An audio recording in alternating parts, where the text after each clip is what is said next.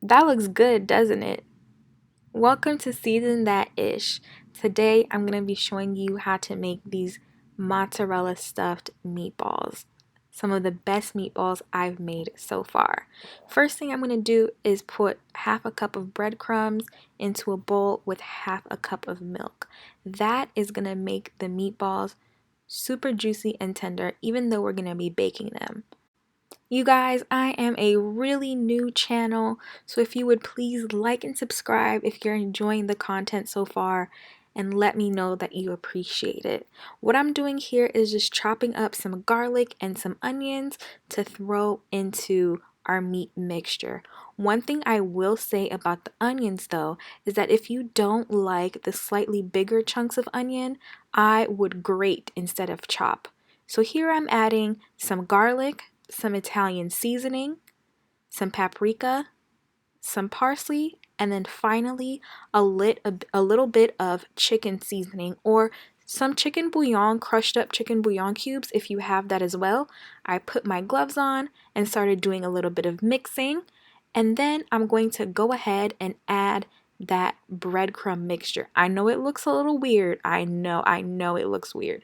But this is what's going to make your meatballs amazing. Okay? So please don't forget that.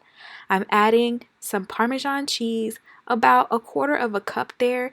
I could have definitely added more, but it still turned out amazing. I'm mixing it around with my gloves on because I don't like the way that meat feels on my hands.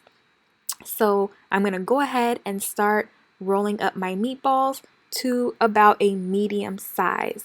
Over there I have some mozzarella sticks that I chopped up, and I am putting that inside the flattened patty and then rolling it up and plopping it on my foil lined pan.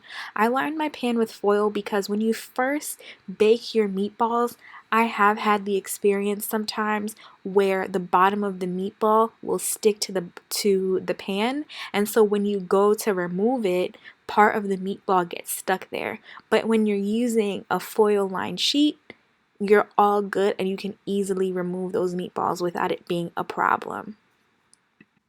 So now you're going to pop that in the oven for 30 minutes at 375 degrees, and when they come out, this is what they should look like. I just lifted up the foil with the meatballs still on there, and I added some of my homemade pasta sauce at the bottom, some homemade marinara sauce. This is going to take your meatballs to the next level, and it also makes the presentation so much nicer. I use ground turkey for this recipe, and I promise you, if I can make ground turkey taste this good, then anything else that you use should be amazing. If you're making this recipe with ground beef, it's going to be that much better. So I'm putting the meatballs back in there just because I decided that I wanted to cook them in the sauce for a little bit instead of having them plain. And honestly, that was such a great decision on my part. Sometimes last minute decisions can work in your favor. So I'm putting them all back in there. And then I had some extra mozzarella pieces on the side that I left over, along with some Parmesan cheese that I'm going to go ahead and put on top. If you made it this far, you might as well subscribe. Like, what are you doing? Subscribe to my channel. I am posting videos every single week, multiple videos every week. So let me know what you think about this video. Comment too. I would really appreciate any feedback or any criticisms that y'all may have because I'm just starting out and I'm ready and willing to improve where I can. Alright, so I added some marinara sauce on top of the meatballs, mostly for presentation, and I added the extra pieces of mozzarella cheese on top, and boom, we're ready to go with our other toppings. So the next thing that I'm going to add is some Parmesan cheese right on top, again for a little extra flavor, but also if we're going to be real, it's for the presentation. I don't know why I have those two little pieces of mozzarella on the side. I probably wanted a snack if I'm gonna be real. Um, so I'm going ahead and adding that Parmesan cheese on top. I don't know why I'm putting it on so lightly and daintily and carefully, but be as messy as you want because at the end of the day, it's going to just melt over the meatballs anyway. So there's no need for you to be like sprinkling it on each individual meatball like I am, okay? I'm just being extra. At this point, we're ready to put it back in the oven. I put the oven on broil and I let the meatballs sit there for about 3 minutes. I would say go between 2 to 5 minutes depending on your oven, and this is how they turned out. Remember the meatballs were already cooked, but we just added those extra little toppings and the sauce at the bottom so that the meatballs would not get stuck to the pan. The next thing I'm going to do is to add a little parsley on top for a little bit of extra flavor and, of course, a pop of color.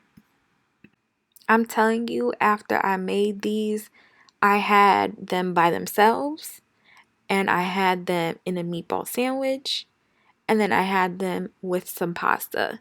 So the possibilities are really endless with this.